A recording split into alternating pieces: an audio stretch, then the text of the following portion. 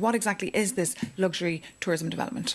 So as you said there, Maeve, this is a luxury real estate project that would see over 1.4 billion euros invested into building tourism sites on some of Albania's most protected ecological areas, home to endangered species, as you mentioned there. And the investor firm, which is called Affinity Partners, behind this is actually headed by Jared Kushner, who is, of course, the son-in-law of President Trump. His wife, Ivanka Trump, actually spoke about how the seed of this idea was first planted last week. She told a US podcast show, "We were on a friend's boat and we stopped for a swim. Effectively, that's how we found it.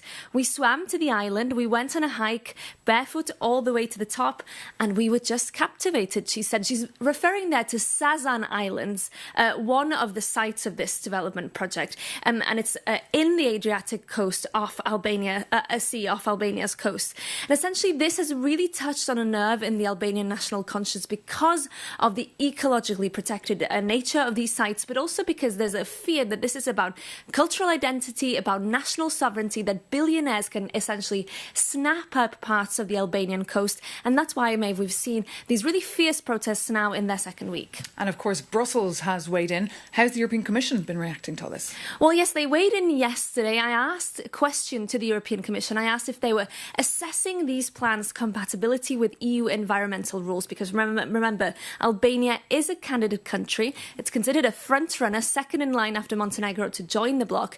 And to do that, it has to align with the EU's stringent rules on environmental protection. I asked this, and this is what a spokesperson for the Commission had to say.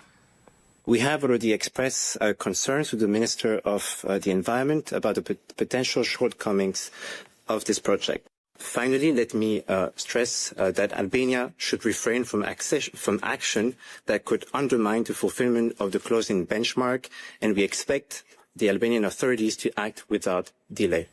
So Brussels not yet saying explicitly that this is in breach of their rules, but a clearly veiled warning there. The Commission calling on the Albanian authorities to act without delay. And finally, Maeve, I think we'll hear more from this, because the Commission also said that they had already concerns about Albanian laws on strategic investments, that they essentially allow billionaires to evade some of the rules on scrutiny and so on. And now pressure is really building on Edi Rama. He's been defending these plans, really doubling down.